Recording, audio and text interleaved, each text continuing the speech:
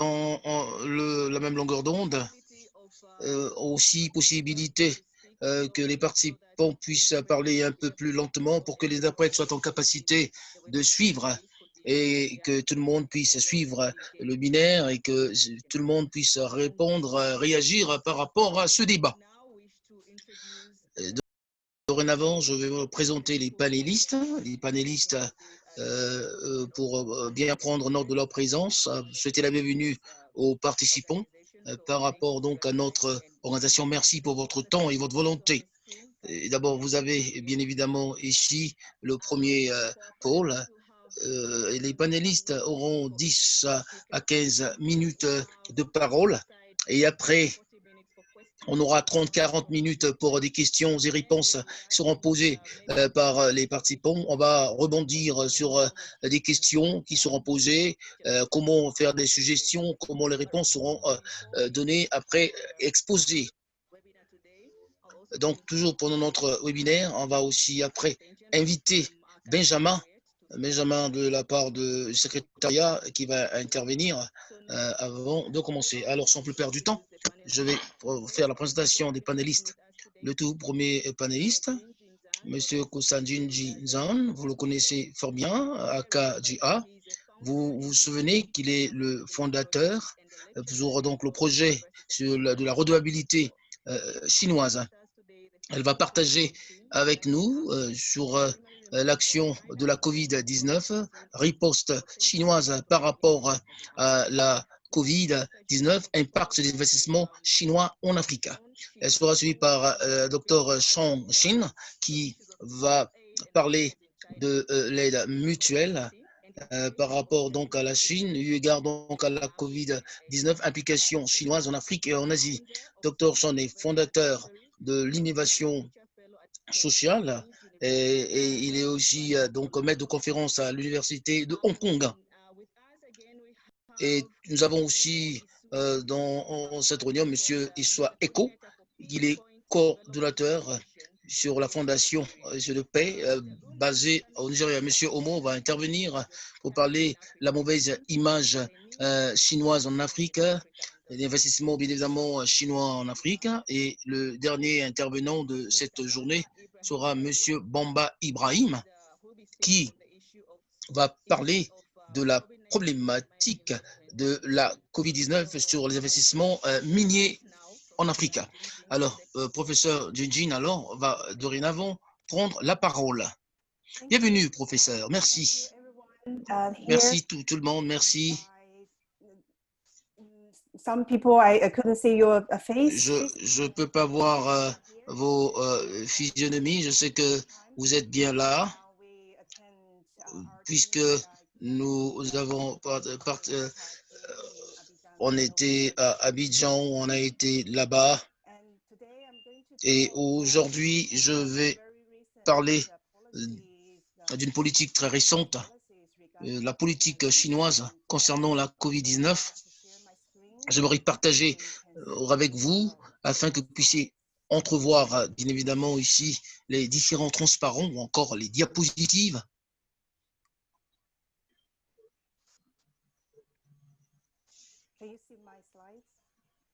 Vous pouvez bien voir, vous voyez bien mes diapositives.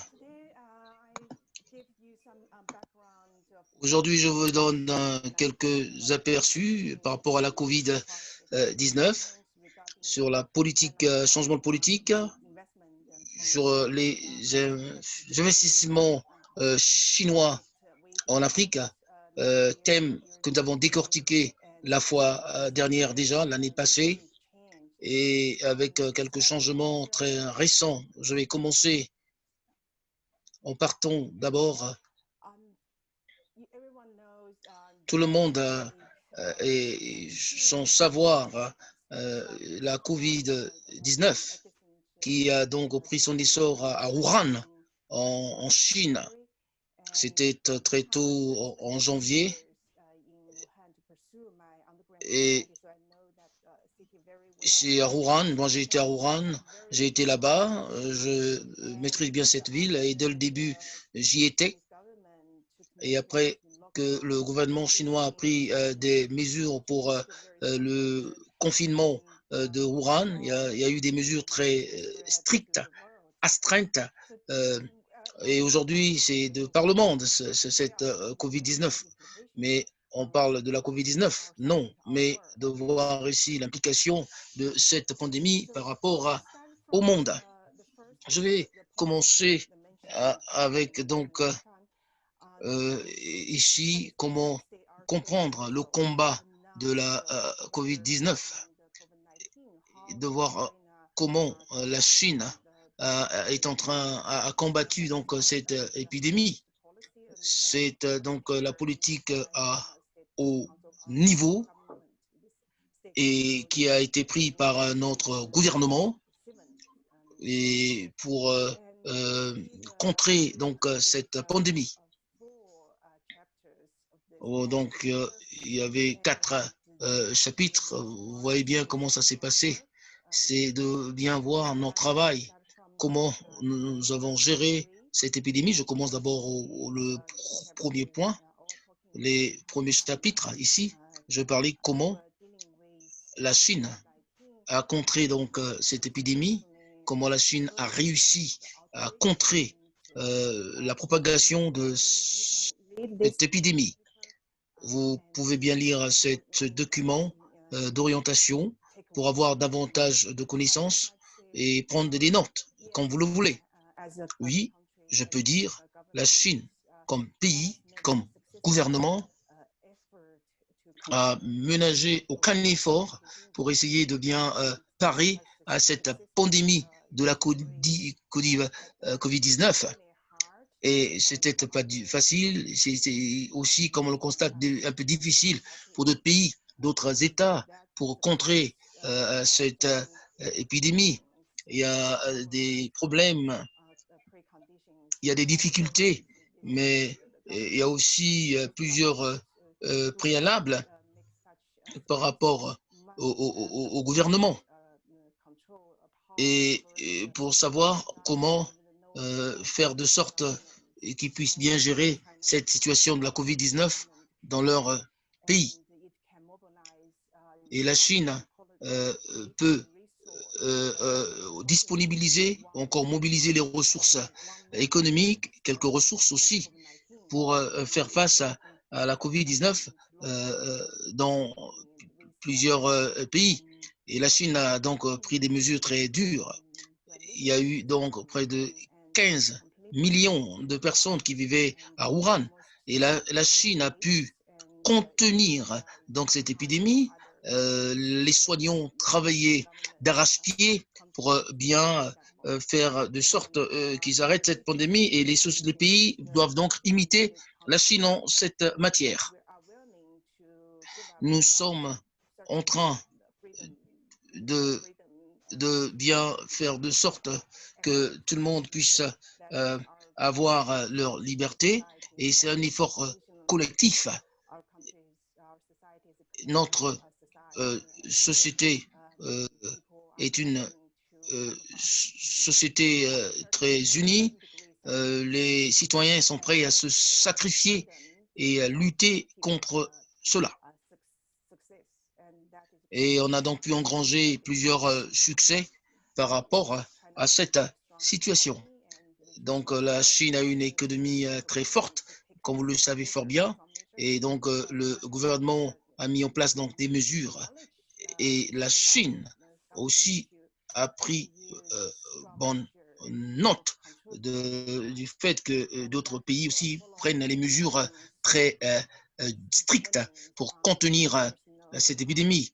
Il y a le personnel civil, il y a plusieurs données aussi personnelles qu'il faut suivre pour essayer d'avoir une traçabilité du virus. Mais je parle ici de la Chine, c'est de dire que la Chine a ménagé aucun effort pour contrer cette épidémie, pour arrêter sa propagation et contenir le virus. Et d'autres pays aussi doivent donc suivre. Ce sont donc les préalables pour bien contenir, pour bien maîtriser cette épidémie. Mais ce que j'aimerais aussi mettre en relief, ce n'est pas ce que le gouvernement chinois a fait en Chine, ce que l'État chinois est en train de faire. Mais je, je veux bien voir ici les investissements chinois. Et vous allez voir le quatrième chapitre pour la lutte contre la COVID-19. Et vous pouvez bien voir ici que la politique chinoise internationale et de voir ici comment la Chine est en train de batailler. Et aussi la Chine a bien fait l'expression de son intention pour bien évidemment agir. Et le gouvernement chinois devrait veut, aider les pays par rapport donc à certains équipements pour la lutte de cela. C'est ce que nous avons besoin. Et vous allez aussi of future. And if you remember last year, we talked about some slogans around the Belt Road Initiative, and that is one of the slogans. And in Chinese, and if you know the China's politics, you may have heard about this slogan, the global community of the future or shared destiny of the human being. All those slogans, it's from the one Chinese expression, the 内命运共同体, which is a slogan for the Belt Road Initiative. And once you know that. And the second, in this policy paper, mentions the managed pandemics impact global economy through cooperation. So in all the points I list here is China still very value very much on the current international trade and investment order, and still advocate for all the nations to respect the WHO, WTO, the current multilateral trade system. And that is what China has been benefiting from since China opened up in late 1990s. And China is the biggest. La Chine est le plus grand bénéficiaire de la mondialisation actuelle et la Chine aimerait donc maintenir cette mondialisation malgré les conditions difficiles actuelles. Et donc, ce livre blanc porte également sur l'assistance que la Chine apporte aux pays les moins nantis. Nous avons donc des initiatives telles que la suspension du service de la dette, et ça, c'est une bonne nouvelle pour les pays africains, parce que les pays africains sont considérés comme étant ayant des économies faibles. Donc, c'est un peu l'une des initiatives que le gouvernement chinois a donc intégré dans ce document de politique. Donc,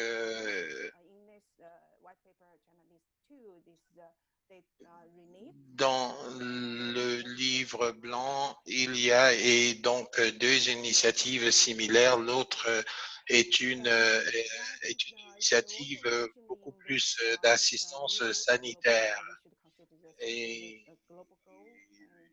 bien sûr, il faut tenir compte des objectifs de développement durable qui concernent tous les pays du monde.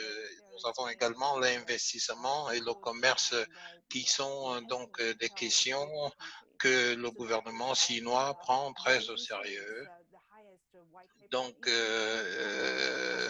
le livre blanc publié par le Conseil d'État chinois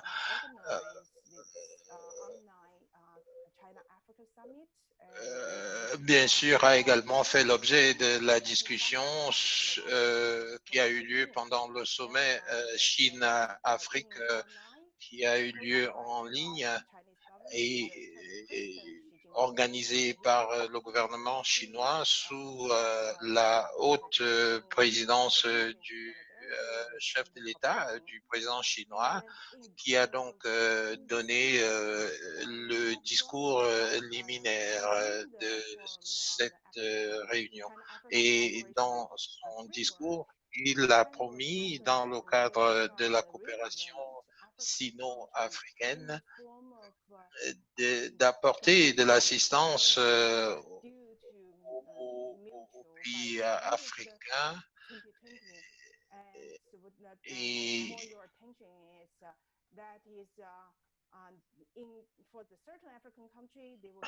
pour certains pays africains, il y allait donc y avoir une réduction de la dette et donc ces prêts qui sont des prêts gouvernementaux feront donc l'objet d'une réduction et à côté de cela, il y a les prêts commerciaux qui nécessairement, et ça c'est pour les prêts à échéance jusqu'en la fin de 2020. Donc, il a également lancé un appel aux institutions financières chinoises à répondre à l'initiative de suspension de la dette du G20. Et en tant que président, il encourage les banques chinoises à prendre part à cette initiative d'allègement de la dette. C'est donc un message très fort. Et bien sûr, on utilise le terme encourager ici, surtout lorsqu'on sait que les banques chinoises ne sont pas nécessairement la propriété du gouvernement. Donc, le terme encourager est beaucoup plus adapté ici.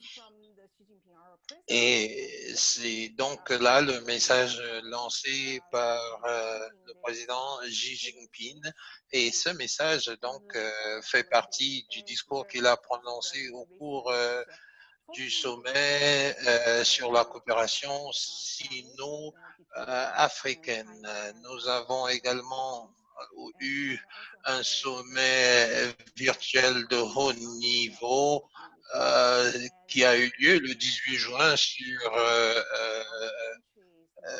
la ceinture et un certain nombre de pays africains, l'Éthiopie, l'Égypte et le Kenya, ont donc pris part à la déclaration conjointe issue au sortir de cette assise. Donc,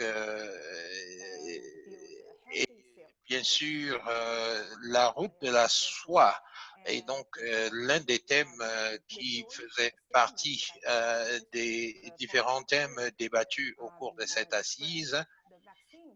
Et il a également été fait mention d'un vaccin qui devrait être mis à disposition pour le bien public et bien sûr l'implication. Et ce qu'on suppose, c'est que effectivement, on propose ici que ce vaccin soit distribué gratuitement. Et bien sûr, il a été question à côté de ça du renforcement des interconnexions entre les différents pays à travers la mise en place des infrastructures.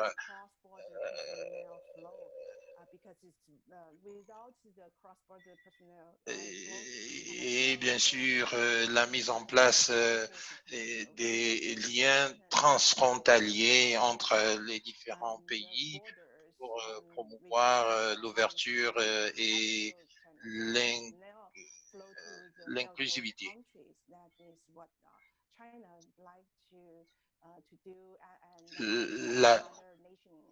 La Chine aimerait également lancer un appel aux autres pays à rejoindre cette initiative. Et au courant de cette conférence, la relance économique a été également l'un des sujets importants des discussions.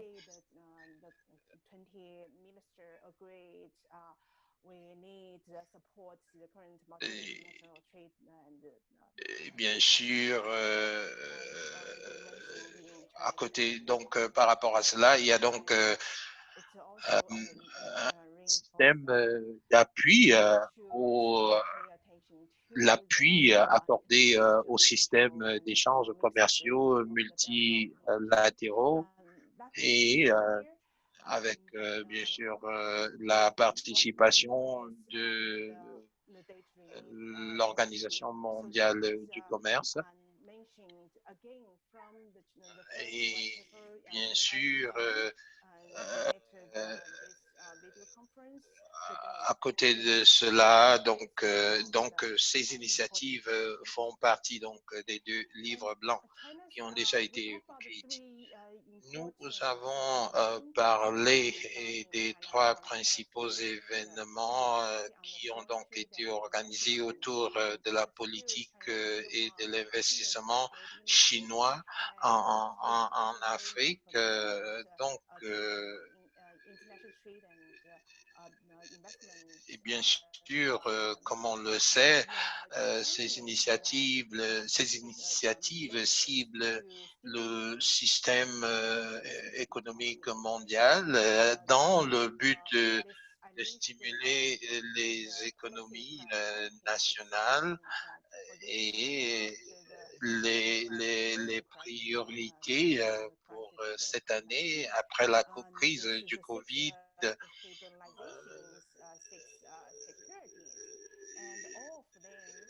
sont la stabilisation des économies et l'investissement dans les pays est donc l'une des 6 initiatives de stabilisation et les 6 initiatives de stabilisation donc lancées par le gouvernement chinois.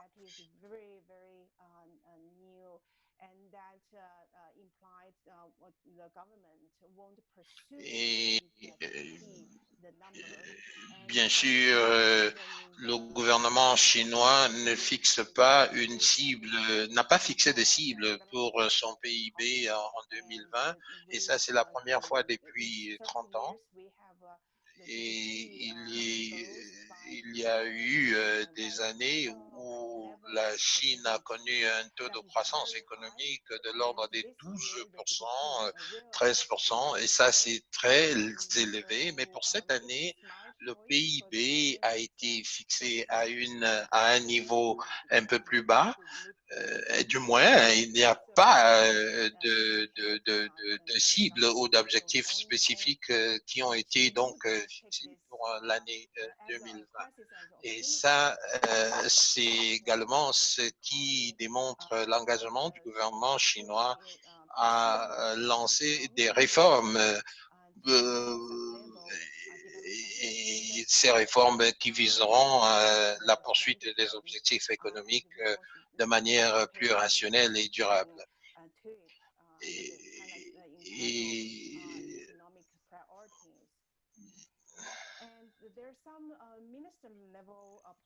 Donc, certaines politiques à l'échelle des ministères ont donc également été élaborées et bien sûr ayant un lien avec le commerce international et l'investissement.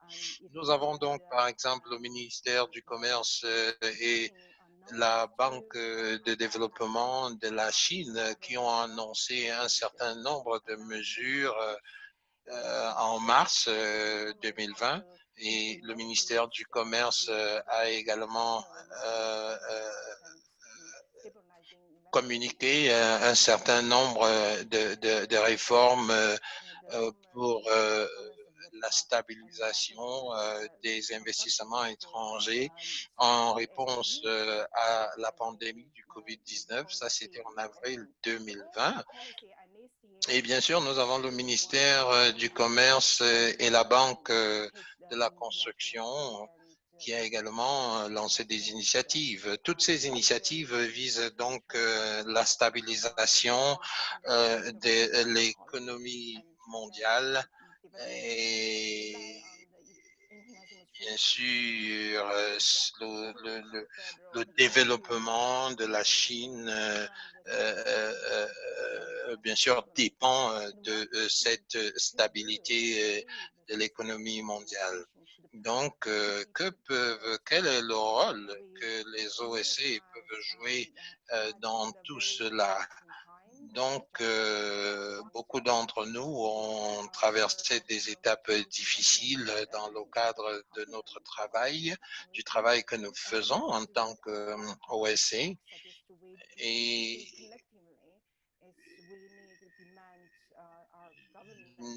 nous devons donc, en tant qu'OSC, demander la transparence de la part des gouvernements, et surtout en ce qui concerne ce processus d'allègement de la dette. Et nous, sur la négociation de ces prêts, tant gouvernementaux que commerciaux, doit donc se faire de façon transparente, sans oublier les matières premières, les ressources naturelles. Et donc, il est important donc que les OSC soient informés des termes de négociation de ces accords de paix. Et, pour les projets sur lesquels vous travaillez, il vous faudra bien sûr être vigilant, surtout en ce qui concerne les sociétés chinoises qui travaillent, qui opèrent dans votre domaine. Et, ceci pour s'assurer qu'effectivement les mesures qui ont été annoncées sont effectivement appliquées sur le terrain. Et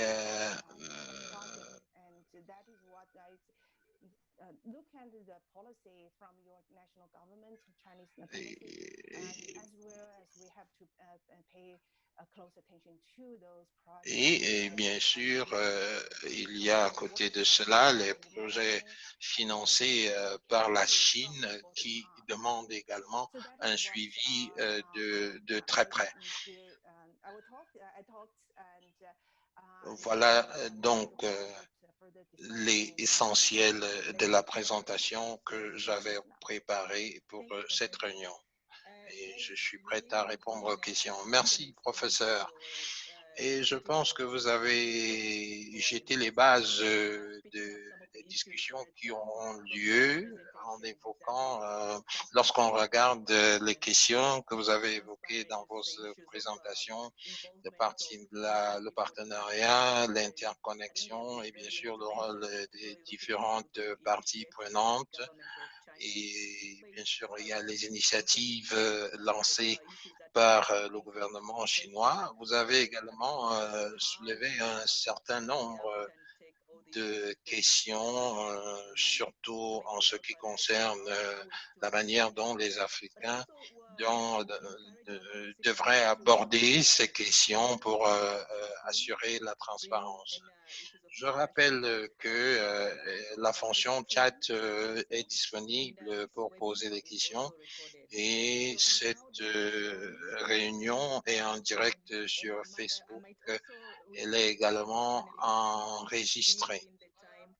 Et j'aimerais également rappeler à nos panélistes ou nos présentateurs de respecter les 15 minutes allouées et chers participants, veuillez donc éteindre vos microphones pour limiter le bruit en fond sonore. Donc, Benjamin devait afficher ma présentation pour que je la partage avec tout le monde. J'aimerais m'excuser auprès de Oumo. Je sais qu'il était censé faire sa présentation en deuxième position, mais voilà,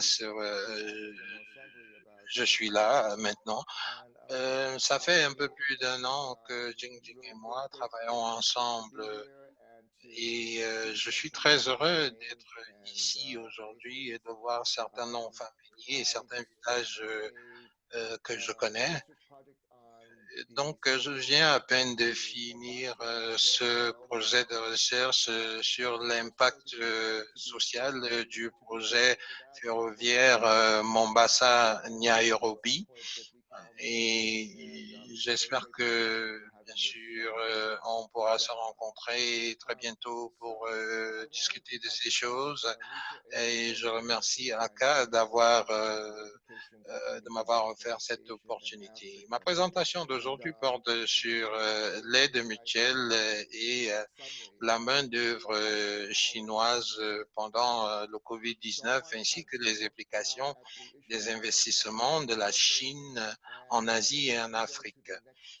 Donc, passons à la diapositive suivante.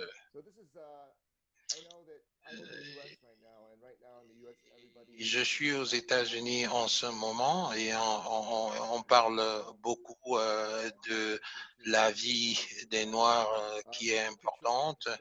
Voici donc ici une image d'un travailleur dans un chantier de construction à Wuhan. Il travaillait sur le chantier de construction d'un hôpital qui devait être utilisé pour le confinement des patients du COVID-19. Et j'aimerais parler de la vie des travailleurs parce que c'est un sujet important à l'heure actuelle dans nos vies. Je pense que la pandémie, et on ne parle pas seulement ici de la Chine, mais du reste du monde. Je pense que la pandémie a été un moment très crucial dans la vie, pas seulement des travailleurs, mais du reste du monde. Bien sûr, les inégalités se sont révélées au grand jour et on voit que la pandémie est utilisée pour réduire la masse salariale et bien sûr en Chine, quand la pandémie a éclaté, nous avons un exemple. Donc, nous savons que le taux de chômage en Chine a augmenté. Les chiffres que j'ai pu obtenir sont de l'ordre de 6% de taux de chômage, mais le chiffre officiel parmi les jeunes travailleurs âgés de 16 à 24 ans est de 2 fois plus élevé, c'est-à-dire 13,8%. Donc, et nous savons que la Chine va produire environ 8 millions de diplômés cette année qui risqueront de ne pas trouver d'emploi. Et bien sûr, nous avons également les travailleurs du secteur privé qui ont été licenciés en masse cette année. Et bien sûr, ces mêmes travailleurs ont connu des baisses de salaire et bien sûr d'autres questions liées à leur revenu qui a été affecté négativement. La diapositive suivante. Oui, continuons sur le sujet des travailleurs et des inégalités. Et on parle ici des travailleurs sur le terrain. Et donc, ils jouent un rôle important quant à contenir la pandémie, mais ils exposent leurs vies sont également mises à risque. En Chine, il faut saluer donc les femmes. En Chine, la province de Hubei, ça c'est la province dans laquelle se trouve Wuhan, où a donc éclaté cette crise du Covid. Donc, il est estimé qu'environ 100 000 femmes travaillaient comme personnel médical et une bonne partie de ces femmes ont été infectées par la maladie parce qu'elles n'avaient pas d'équipement de protection, d'équipement barrière et certains de ces travailleurs tels que Dr. Li Wenhan a commencé à lancer un appel, une alerte depuis déjà décembre sur ce COVID-19 et ses effets dévastateurs. Et également, plusieurs milliers de travailleurs dans la ville de Wuhan se sont retrouvés pour travailler donc jour et nuit en, dans la construction d'un hôpital pour les patients du COVID-19.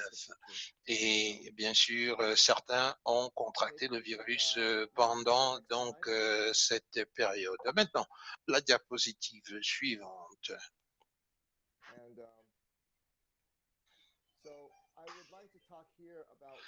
J'aimerais parler ici de ce que les travailleurs font pour se défendre. Dans un premier temps, j'ai dit que les travailleurs n'ont pas de syndicat pour défendre leurs intérêts, ce qui signifie qu'ils doivent se débrouiller comme ils peuvent pour se défendre. Et ça, c'est une caractéristique principale de la Chine, parce que dans ce pays, il n'existe qu'un seul syndicat de travailleurs. C'est un syndicat qui a en fait été créé par le gouvernement et au lieu de défendre les intérêts des travailleurs, généralement, ce syndicat défend plutôt les politiques gouvernementales et des entreprises. Donc, depuis l'éclatement de la pandémie du Covid, ce syndicat n'a pas fait grand-chose pour protéger les travailleurs. Les travailleurs étaient abandonnés à eux-mêmes. Donc, certains d'entre eux ont dû demander que leur soit fait des rappels de salaire parce qu'ils n'étaient pas payés à temps. Nous avons également le personnel sanitaire qui demandait donc que le gouvernement leur paye les subventions qui leur étaient dues. Et nous avons également eu le cas des chauffeurs de taxi, plusieurs milliers d'entre eux en Chine qui connaissaient des difficultés financières ont dû demander donc une réduction du coût de location des taxis. Vous pouvez donc voir ici à l'image des chauffeurs de taxi tenant une bannière qui demande donc que ces charges de location soient réduites. Je dois dire ici que cette photo est exceptionnelle parce qu'en Chine, il est très difficile d'obtenir des photos des mouvements de protestation. Et donc, les photos que je vous présente sont les seules que j'ai pu trouver. Donc, dans la défense de leurs droits, la société civile a apporté de l'assistance aux travailleurs. Je dois dire que les groupes de la société civile, surtout les groupes du domaine de l'emploi, ont été sous une pression énorme au cours des dernières années. C'est tout simplement parce que le gouvernement chinois a donc combattu ces différents groupes et plusieurs membres ont été arrêtés. Beaucoup ont dû donc s'éclipser de la vie du grand public. Donc, bien sûr, nous avons le problème des équipements de protection pour le personnel sanitaire. Et ce personnel joue un rôle important dans le domaine de la santé publique. Et bien sûr, ils ont essayé d'attirer l'attention du gouvernement sur le fait qu'ils travaillent sans équipement de protection, tels que les masques et les désinfectants. Et donc, les organisations de la société civile ont donc mis en place des lignes vertes pour sensibiliser les travailleurs sur les mesures de précaution à prendre contre le COVID-19. Et ces organisations ont également lancé un appel aux bailleurs à leur demandant de réduire les loyers. Surtout en zone rurale, nous avons environ 200 millions de travailleurs en zone rurale qui ont donc effectué l'exode vers les zones urbaines. Et comme vous le savez également, actuellement, beaucoup d'écoles dispensent leurs cours en ligne, mais seulement pour avoir accès à cela, il faut donc avoir l'équipement nécessaire tel que les ordinateurs et une connexion Les Internet. enfants dans des Bien villes sûr, en ont zone urbaine, davantage cet accès est bien meilleur que capacité. en zone La société rurale. Donc, civile les donc OSC travaille ont également avant que le apporté gouvernement de puisse l'assistance aux travailleurs, surtout agir. ceux à Ils qui il repartent. avait été Donc, travailler demandé de sans des repartir au protections, travail sans équipements de prématurément, protection. Et donc, les organisations de la société civile ont donc pu aider d'essayer les donc de travailleurs pour leur avoir leur équipement de protection. obtenir Et des donc, il y a équipements de eu des protection effets ou sur alors donc obtenir la mise en ici place de mesures la pour participation de la les société civile pour que protéger. les travailleurs puissent porter leurs Et équipements de protection.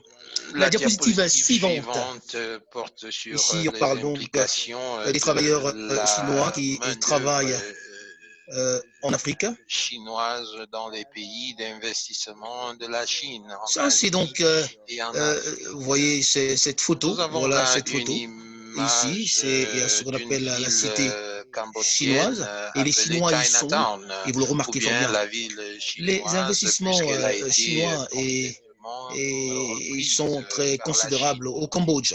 La Et comme Chine investit conséquence beaucoup au de leur Cambodge investissement et au en Cambodge, mais résultat, aussi, il faut noter, il y a des milliards plusieurs milliards de de dollars dollars ont été donc qui sont injectés dans des investis endroits comme dans la la ville de construction l'Or des casinos, pour dans la la construction construction des infrastructures et des des lieux casinos. de Et bien sûr, plaisir. cela a Et attiré beaucoup plusieurs d'immigrants Chinois chinois sont dans ces partis villes, ce dans qui a ces donc villes.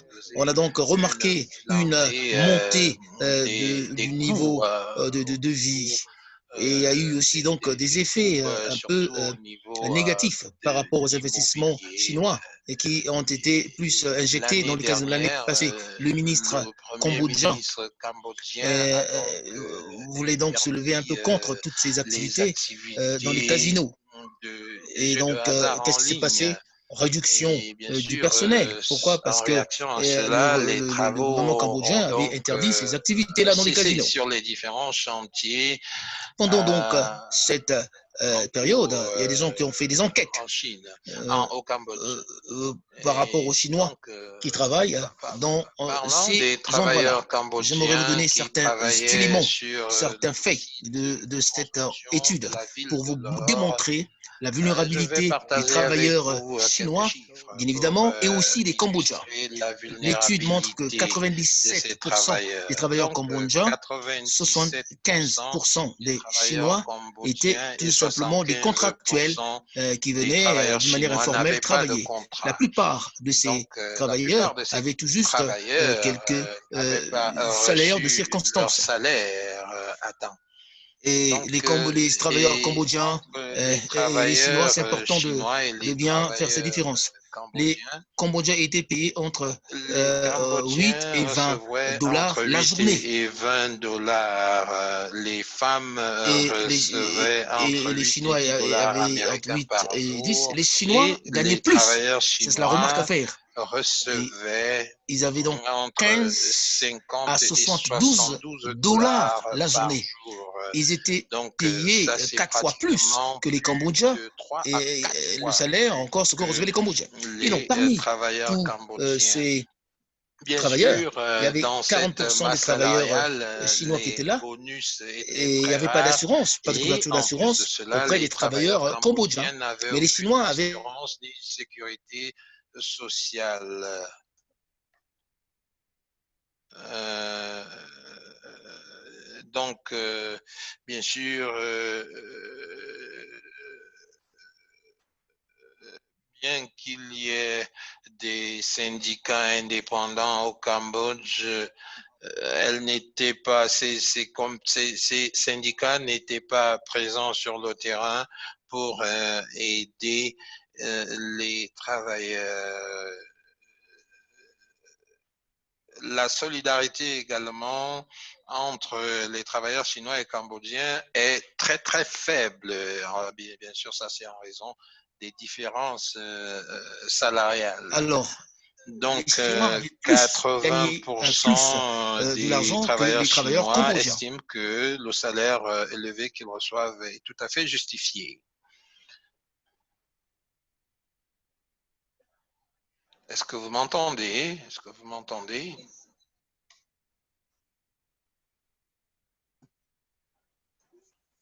Donc, Près de seulement 36% 36% des des travailleurs cambodgiens travailleurs avaient cambodgiens quand même pensaient un que les salaire salaires acceptable par élevés rapport des aux Chinois. Chinois étaient tout à fait justifiés. On peut donc voir là un certain nombre de problèmes qui émergent de cette étude de cas. Et je pense que c'est bien sûr typique des lieux de travail, pas seulement au Cambodge, mais dans d'autres pays. Maintenant, je passe à la dernière diapositive. Et ici, nous avons une image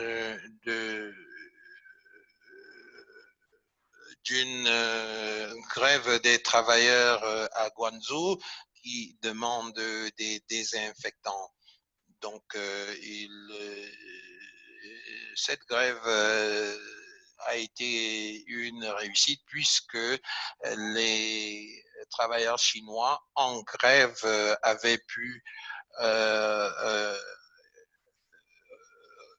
retrouver leur emploi après cette initiative.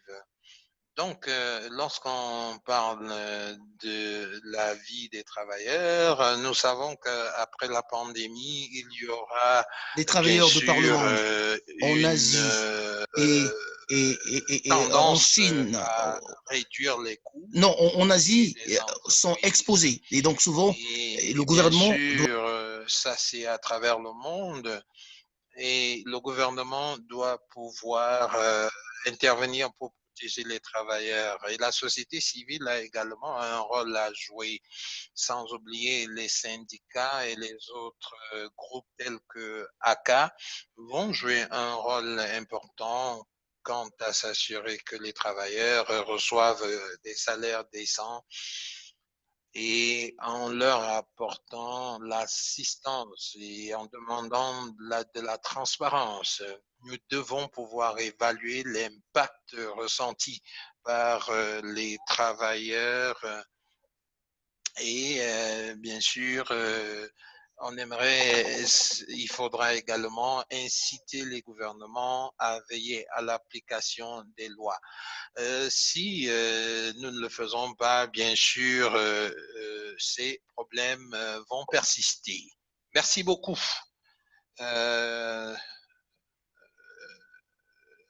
Merci beaucoup à vous, docteur. Je pense que ça, c'est des points importants, surtout lorsque nous parlerons du contexte africain et des investissements chinois. Et j'aimerais c'est important s'assurer que le Covid ne contribue pas davantage aux inégalités, hein. Et bien sûr, nous pouvons donc voir les initiatives du gouvernement chinois. Je m'excuse auprès de Monsieur Oumo. Et nous lui passons la parole et c'est pour nous parler de l'image de la Chine et l'impact de l'investissement chinois en Afrique. Et je pense que ça contient, cette présentation contiendra certains éléments qui ont déjà été partagés avec nous par les deux précédents présentateurs.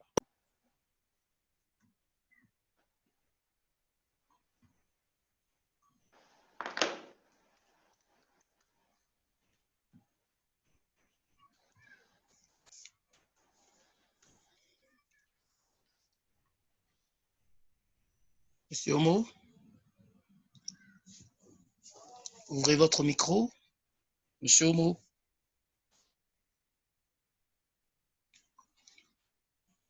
Oui, Monsieur Homo. Monsieur Homo, votre micro. Votre micro.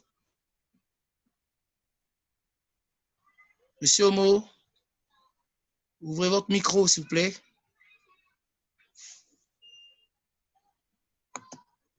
Est-ce que vous m'écoutez? Merci infiniment, merci.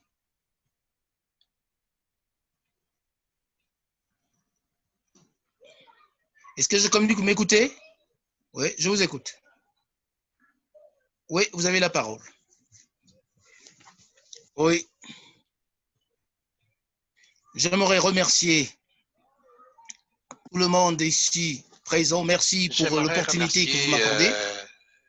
Tout le monde ici présent et l'ACA pour l'opportunité qui m'a donc été accordée. Ma présentation sur c'est sur ici la mauvaise image de la Chine. En Afrique, sur les investissements chinois en Afrique. Son impact sur les investissements de la Chine sur le continent. C'est bien comprendre que l'Afrique,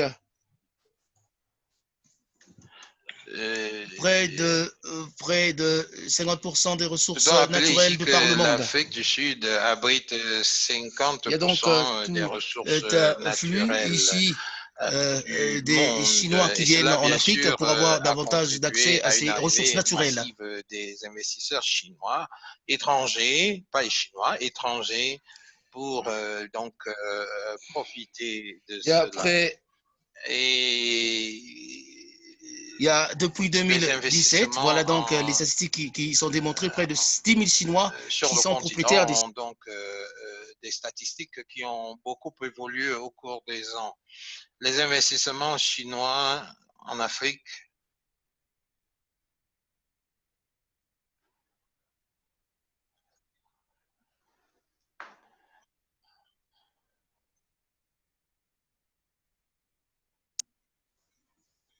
Il y avait donc près de 6 millions, 60 milliards de dollars ont été donc investis en Afrique pour des projets économiques pendant 3 ans.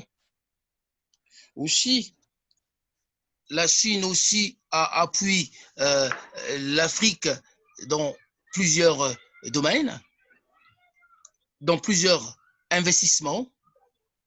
On prend en ligne de compte donc la transfert technologie, nous avons construction de réseaux routiers, nous avons aussi le gaz et le pétrole dans des pays comme le Nigeria, le Mozambique et l'Algérie. Les investissements chinois en Afrique, on ne peut pas vraiment insister davantage. Et ça, il y a donc beaucoup.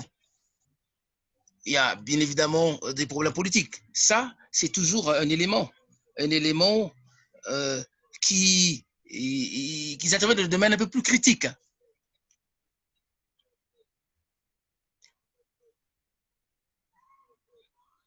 Et il y a bien évidemment quelques conséquences par rapport à ces investissements chinois.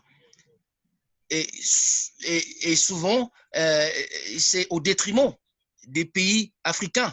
Souvent, ces contrats ne sont pas négociés, ces contrats chinois ne sont pas négociés avec les citoyens. C'est dans les domaines donc, des rapports entre les pays africains, la Chine, les rapports avec les citoyens aussi. Et souvent, tous ceux qui subissent des conséquences, ce sont les citoyens et les communautés qui vivent dans ces zones-là.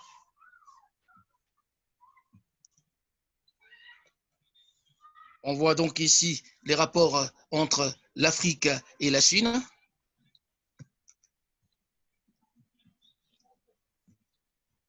Les rapports entre les différents pays avec l'Afrique. Ça, c'est la question morale. Alors, qu'est-ce qui se passe? Qu'est-ce qui se passe pour les Africains? Et nos dirigeants, en l'occurrence, il s'agit du développement économique. Pourquoi? Mais les masses qui reçoivent tout, hein, et souvent, il y a une exploitation très claire de la part des Chinois. Et eux, ils ne reçoivent rien. Et donc pendant cette période, il parlait le langage des masses. Vous, les colons, vous venez coloniser ici. Et aujourd'hui, on voit bien qu'à l'exploitation chinoise, c'est évident. L'exploitation commerciale était juste mauvaise, mais les agents coloniaux aussi ont investi dans les infrastructures sociaux et économiques. Les habitants chinois, de l'autre côté, et ici, se focalisent seulement en prenant, en tirant de l'Afrique autant ce qu'ils peuvent faire, sans prendre en ligne de compte le bien-être des populations locales. Alors, nous voulons que les Chinois puissent faire d'une manière différente que les colons. Les colons exploitaient nos ressources naturelles, mais au moins, ils nous aidaient. Au moins, ils nous construisaient quelques infrastructures. Hein? Ils construisaient des écoles, les colons avant. Hein? Et aujourd'hui, ces écoles, ça existe. Hein? Mais on remarque qu'avec les Chinois, ça n'est pas le cas. Aujourd'hui, vous remarquez que les Chinois, qu'est-ce qu'ils font? Qu'est-ce qu'ils ont construit en tant qu'infrastructure? Qu'est-ce qu'ils ont fait par rapport à la responsabilité sociétale? Qu'est-ce que les Chinois ont fait? Hein? Bon, bien évidemment, pendant des 15 ans, mais on ne peut pas voir ici cette responsabilité sociétale chinoise dans les communautés rurales. Ça, c'est un constat qu'on remarque. Et ça, c'est la norme dans tous les pays africains. Les Chinois doivent mettre donc en application certaines choses. Il faut que les lois soient en place. Et que certaines, on pointe du doigt donc à la Chine, donc les communautés qui sont sur place. Il y a donc ici l'exploitation minière illégale au Ghana, en Zambie, en Tanzanie, en Afrique du Sud, en l'occurrence aussi dans le Cap du Nord, au Lipopo, ça c'est en Afrique du Sud, au Mozambique. Corruption en Angola, au Guinée et autres pays africains, dégradation environnementale. Bon, parlons un peu de cette dégradation environnementale. Nous remarquons ici, il y a la biodiversité qui existait auparavant et qui est bonne biodiversité en Afrique. Mais aujourd'hui, on se rend compte que c'est en train d'être détruit. Il y a des érosions sur les sols des pays africains. C'est causé par les Chinois. Et alors, et on remarque qu'il y a des problèmes. Et les Chinois s'en occupent pas. Et il y a beaucoup de conséquences, il y a beaucoup d'effets négatifs. On voit aussi les mauvaises conditions de travail des Africains qui travaillent dans leur entreprise. Oui, il y a aussi beaucoup de discrimination de la part des Chinois. Beaucoup de Chinois ils vivent dans des bonnes conditions, ils ont des bons salaires. Mais qu'en est-il de ceux qui proviennent de ces zones, de ces personnes? On remarque qu'ils n'ont pas vraiment des moyens. Et c'est comme l'esclave. Ces pays, ces masses, là, ces citoyens sont comme des esclaves.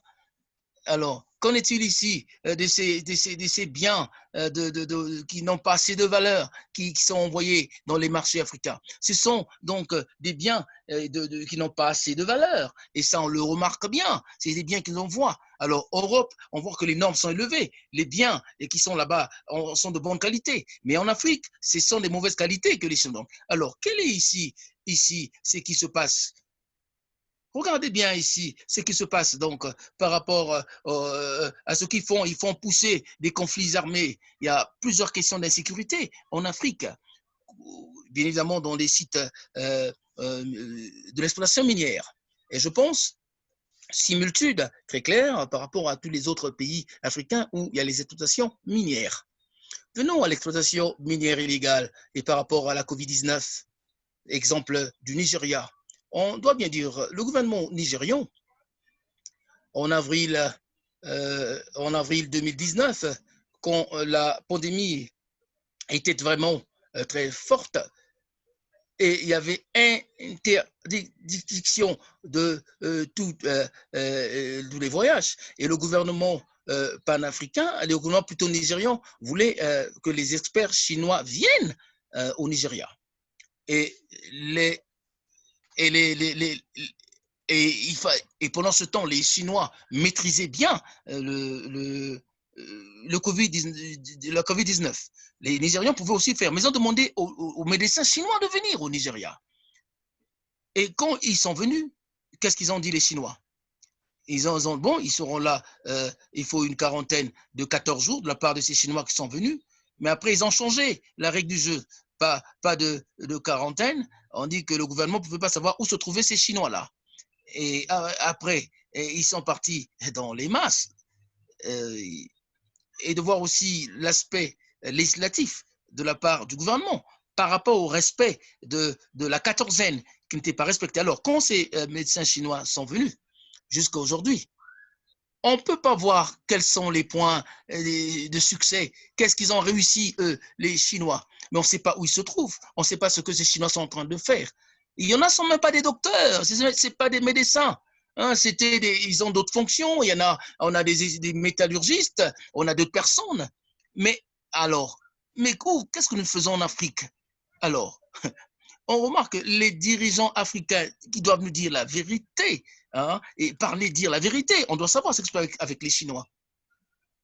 En avril 2019, il y avait donc interdiction des activités illégales minières au Nigeria.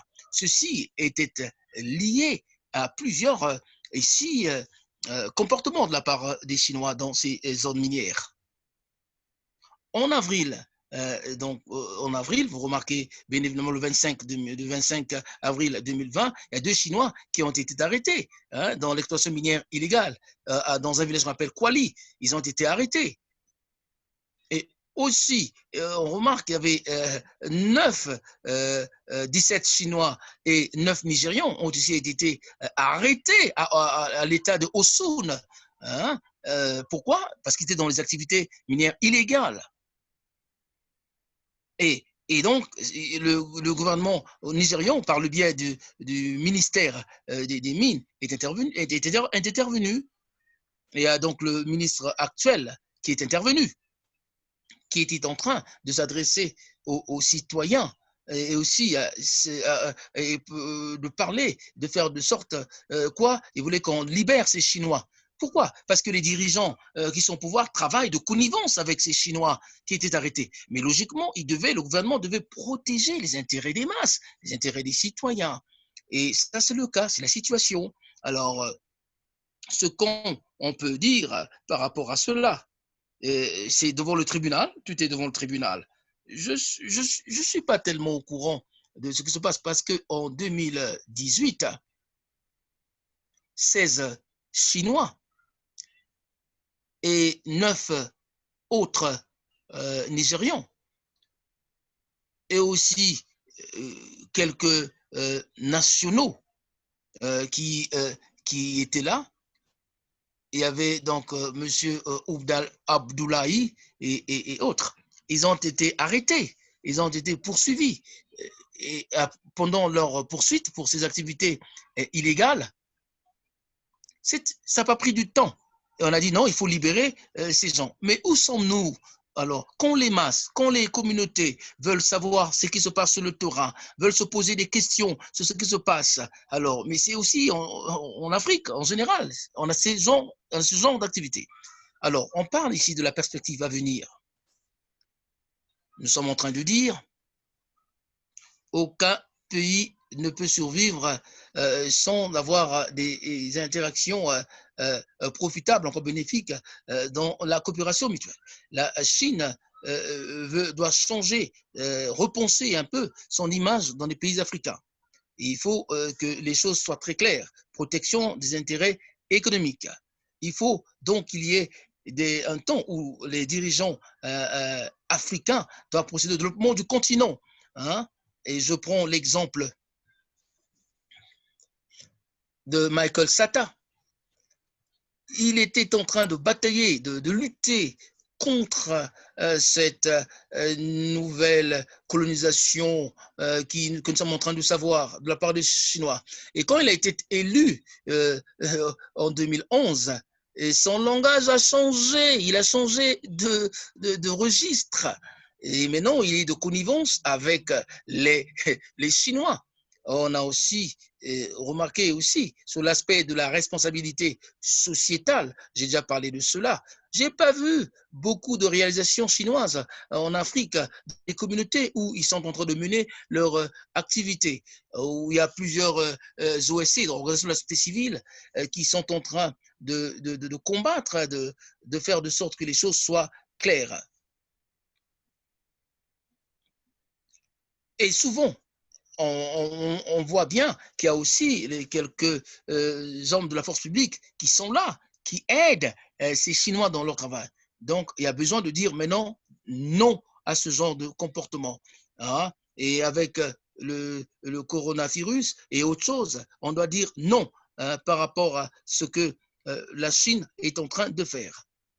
Aussi, ce n'est pas applicable seulement aux Chinois, mais aussi à d'autres pays, à d'autres pays, d'autres continents, d'autres personnes qui viennent pour nous exploiter davantage. Il est temps que la société civile se lève pour travailler main dans la main pour dire non, que la société civile n'a pas vraiment fait son travail.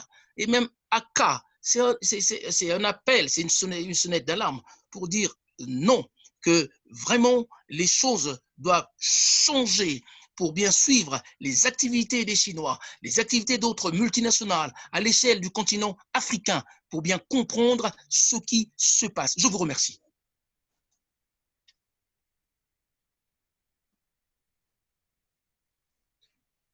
Merci, Homo. Ouais, j'avais un problème un peu technologique. Je crois que tu as fait allusion à cela et c'est bien. Ça, c'est le dialogue que nous avions eu hier, plutôt l'année passée déjà. Les mêmes questions ont été posées pour savoir qui serait responsable, comment demander des comptes à nos dirigeants pour bien s'engager. Et dans votre présentation, oui, en avril 2020, pendant la période de la Covid, beaucoup s'est passé et on a remarqué. Et aussi par rapport à d'autres pays, comment prendre ici nos responsabilités, chercher la transparence dans ces exploitations afin que tout le monde puisse bien savoir. Et comme ça a été dit dans cette interconnectivité, dans les partenariats, je pense par rapport à l'avenir, de voir comment on peut donc suivre cela. Je vais demander à nos participants utiliser votre conversation, poser des questions importantes par rapport à cela. On va donc avoir des conversations. Il ne faut pas oublier le temps. On a commencé un peu tard. Et voilà. On a dans la section interprétation. Et il y a l'anglais, il y a le français. et suivez bien dans votre langage le français, l'anglais, il y a l'interprétation, alors faites-le. Monsieur Bomba, il va présenter en français, alors prenez, il faut bien suivre. Suivez bien la traduction alors, au cas où vous n'allez pas bien suivre en français.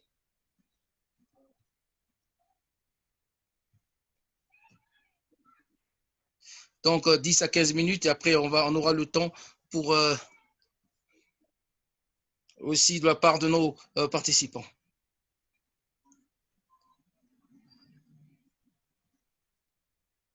Avec d'autres membres de l'ACA aussi. Bienvenue, Monsieur Bomba. Merci, Maria.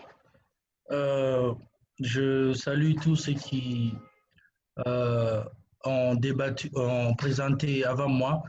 Et c'est un plaisir pour moi d'apporter ma contribution à ce panel de réflexion sur un sujet éminemment important comme celui des investissements chinois. En fait, ma présentation va porter sur les investissements, les impacts du Covid et les investissements chinois dans le secteur minier guinéen.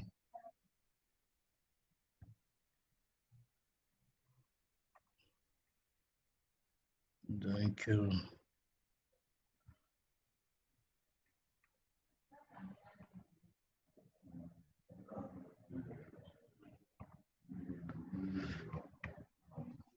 est-ce que vous voyez mon écran?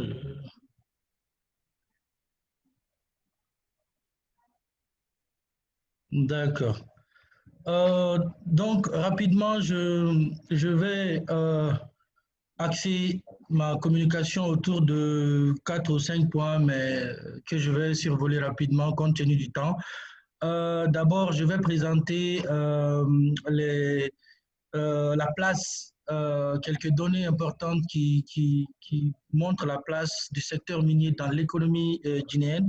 Ensuite, la place de la Chine dans les investissements miniers en Guinée et l'évolution croissante de la présence chinoise dans les investissements miniers. Ensuite, je vais essayer de présenter le contexte minier avant la pandémie du Covid et peindre un peu, brosser le portrait du contexte actuel et finir par les impacts concrets du Covid et les prévisions et sur le secteur et les prévisions. Voilà. Ensuite, il y a une conclusion qui va revenir ou poser les questions de débat sur les perspectives de ces investissements chinois et ce que nous pouvons faire en tant qu'OSC au niveau de nos pays. Donc, sans plus tarder, je rappelle que, en introduction, quelques dates clés, que la Guinée a été le premier pays à établir des relations bilatérales avec la Chine en Afrique au sud du Sahara. Et ça, c'était en 1959. Et en 2003, la Chine est devenue le partenaire principal, le partenaire commercial principal de la Guinée après la France. Et depuis 2010, nous avons constaté un accroissement et une accélération des investissements chinois, notamment dans les mines, les infrastructures comme les barrages, les routes et le commerce et les services. En 2016, la Chine est devenue la première destination des exportations guinéennes, notamment avec la bauxite, et le premier fournisseur de produits importés à la Guinée. Donc, cela campe un peu l'importance de la Chine dans l'économie, des investissements chinois dans l'économie guinéenne. Alors, vous voyez là aussi quelques notes importantes de la place du secteur. Nous allons passer rapidement sur ces chiffres. Il faut savoir que selon ces données de 2017 publiées dans le rapport ITUE, les mines représentent 15% du PIB de la Guinée et contribuent à 32% des recettes de l'État. Et aussi 78% de nos exportations. Donc, cela vous donne une idée de l'échelle de mines dans la place des mines dans notre économie. Et vous voyez, il y a quelques entreprises chinoises qui sont présentes dans les mines et parce qu'elles investissent notamment et essentiellement dans la bauxite. Donc, c'est pour ça que toutes les entreprises que vous voyez là sont des entreprises qui exploitent, qui sont dans l'exploitation de la bauxite.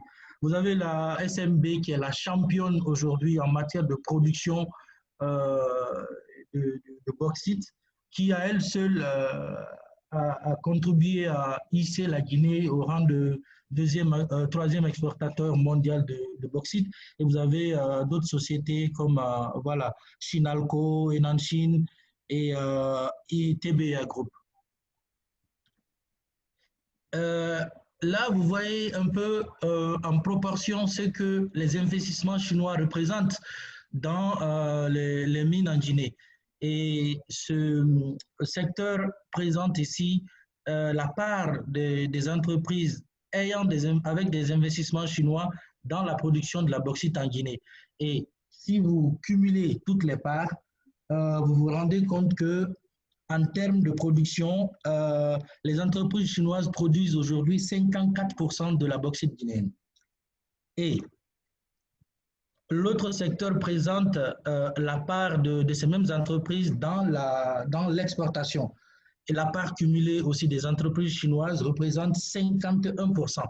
Ça vous donne une idée de la place que la Chine et ses investissements, ses entreprises ont pris dans le secteur minier guinéen. Et ça pose beaucoup de questions de redevabilité, de transparence, de contenu local que je vais aborder un peu plus bas. Ici, actuellement, vous avez des courbes qui présentent ici le secteur minier guinéen avant la crise du Covid. Nous avions un secteur minier très dynamique. Globalement, vous voyez les courbes de la bauxite et l'or aussi était en bonne posture. Voilà, donc globalement, le secteur minier se portait très bien avant la COVID. Mais là, vous avez un tableau comparatif de la production et des exportations de la bauxite sur les 3 dernières années. On ne va pas s'attarder sur les chiffres, je vous le promets, mais tout ce que je veux vous faire voir, c'est que quand vous voyez les totaux, vous verrez que sur les 3 dernières années, la production et les exportations sont quasiment au même niveau, malgré la pandémie. Le premier trimestre nous enseigne que le secteur minier, pour le moment, à court terme, s'en tire. Mais nous verrons très bien que nous disons que ce dynamisme ou ce maintien est conjoncturel. Conjoncturel parce que les données de l'économie chinoise qui ont été fournies en mai notamment, avec moins 17% pour les importations, et l'état de l'économie mondiale n'incite pas totalement à l'optimisme. Il y a aussi la baisse du prix de l'aluminium qui a enregistré plusieurs baisses consécutives, notamment moins 9,4 au mois d'avril. Le fer aussi se déprécie, moins 4,7%. Donc, vous avez au-delà de tout ça la baisse de la demande chinoise. Et quand vous considérez que l'Indonésie, après 18 mois, a repris du service dans la production de bauxite, la Guinée doit se poser des questions avec sa bauxite. Elle qui a mis sur un piédestal le partenariat avec la Chine, parce qu'en termes d'avantages compétitifs, notre bauxite vient de beaucoup plus loin par rapport à l'Indonésie qui est aux portes de la Chine. Donc, cela aussi n'augure pas des lendemains qui chantent. Mais bon. Malgré alors la pandémie, c'est le paradoxe un peu chez nous. Le business, je peux le dire avec nos investisseurs chinois, se poursuit dans le secteur minier. Et pendant que l'économie, on constate des contractions au niveau des investissements dans le monde, le rapport de la CNUSED, de la Conférence des Nations Unies sur le commerce et le développement, est venu nous le rappeler récemment. Pendant que donc, les investissements directs étrangers baissent, nous, dans notre secteur minier, notamment avec les investissements chinois, le secteur minier enregistre de nouvelles conventions. En septembre 2017, la Guinée a par exemple signé un contrat de 20 milliards de dollars, hein, portant sur 20 ans en contrepartie de la construction d'infrastructures. Et ça, cette convention a été signée dans la plus totale opacité, sans consultation publique aucune. Voilà. Et nous ne savons pas aujourd'hui quels sont les termes de cette convention et en quoi ça engage et en quoi ça aura des impacts sur les générations futures en Guinée. Il y a aussi voilà, plusieurs entreprises qui vont bénéficier de ça. Il y a Chinalco, il y a China Power Investment et bien d'autres. En février 2020, et donc ça c'était juste avant la crise, mais il y avait déjà la pandémie en Chine. La Guinée et la Chine ont lancé la chaîne logistique mondiale de bauxite dans le cadre de l'initiative La ceinture et la route. Et en mai 2020, en pleine pandémie, la Guinée a enregistré à l'aéroport, malgré les restrictions de déplacement, la fermeture de l'aéroport, la Guinée a reçu un vol charter d'environ 200 travailleurs miniers. Voilà. Donc, c'est là vous donne une idée du traitement spécial que nos pouvoirs publics réservent à la Chine et à ses investissements. Et pas plus tard que le vendredi dernier, c'est-à-dire le 26 juin, notre Assemblée nationale vient de ratifier la convention portant sur l'exploitation du plus grand gisement mondial encore non exploité de fer, c'est-à-dire les blocs 1 et 2 de Simandou, pour 15 milliards de dollars d'investissement étrangers. Donc, ça veut dire quoi? À court terme, bien sûr qu'il y a quelques impacts que nous allons voir un peu devant, mais à long terme, la Chine voit plus loin et est en train de ratifier, sous couvert de la pandémie, est en train d'investir. Voilà. Et cela pose aussi question pour nous. Maintenant, quant aux impacts concrets du Covid sur le secteur minier, il faut savoir qu'on commence à enregistrer des pertes d'emplois. Évidemment, il y a beaucoup de mises au chômage technique. Il y a pour l'économie aussi l'accroissement du déficit budgétaire et la baisse des prévisions, parce que beaucoup de dépenses qui étaient prévues pour le volet investissement du budget national ont été réorientées ou vont l'être pour répondre à la crise sanitaire dans le cadre du plan de riposte. Il y a aussi des difficultés logistiques, comme la circulation du personnel des entreprises. Mais comme je vous l'ai dit, cela ne s'applique pas aux Chinois qui ont des exemptions particulières. Il y a aussi la contraction des indicateurs macroéconomiques. La croissance va baisser, c'est sûr. De 5 à 6% de prévision, on va se retrouver à 2,9%, voire moins. Voilà. Donc, il y a la baisse des recettes fiscales et l'accroissement probable du solde budgétaire. Il y a aussi les restrictions de mobilité du personnel international, bon, je l'avais dit, et voilà, l'accroissement, surtout le risque de surendettement de l'État guinéen. Et ça, c'est des enjeux et c'est des impacts que nous sommes en train de vivre et que nous serons peut-être appelés à vivre si nous croisons encore les bras. Et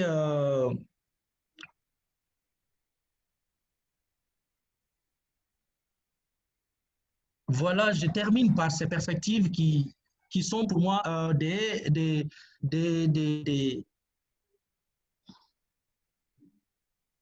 qui sont pour moi en fait des questions.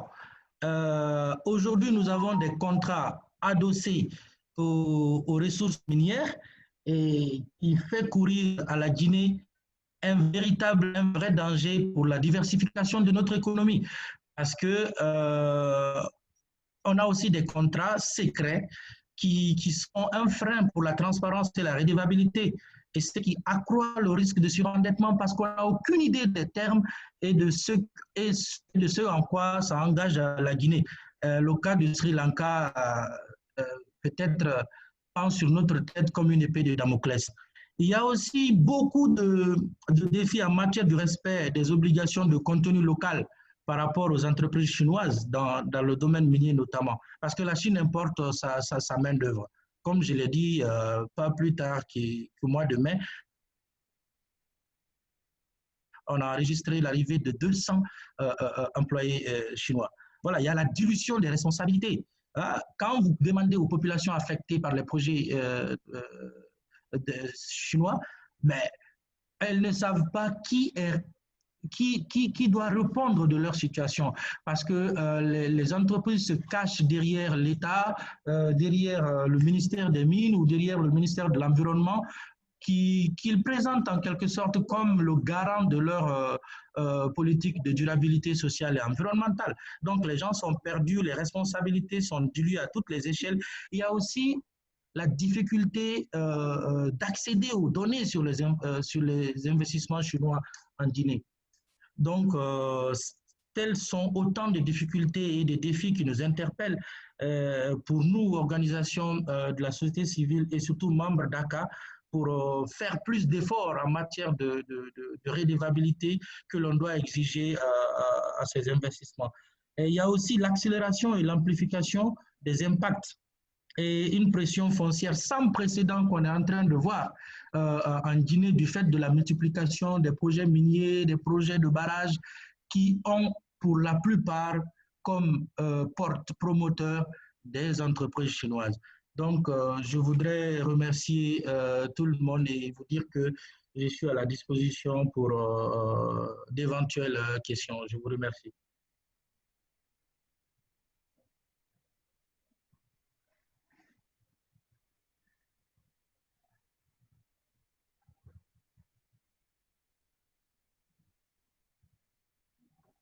Merci beaucoup, Bamba. Je pense que tous nos panélistes sont allés en profondeur dans leur présentation.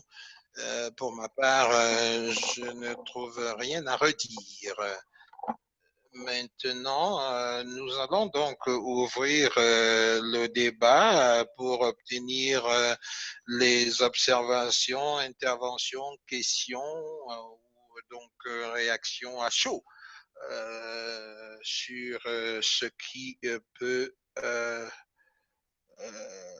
ce qui a retenu l'attention des uns et des autres. Mais en attendant que les autres se signalent, moi, je vais peut-être commencer. Moi, j'aimerais savoir quel est le lien qu'on peut établir entre les politiques de la Chine actuellement et ce qui se passe depuis fort longtemps en Afrique.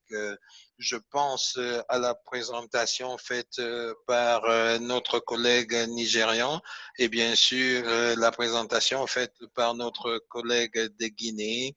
Il y a un problème de transparence qui se pose. Si on se réfère à Dr. Jinjin et Dr. Sean, du moins à travers leur présentation, comment est-ce que ces politiques se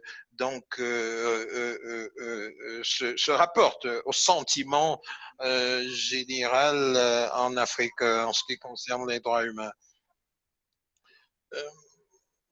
Je pense que je vais commencer.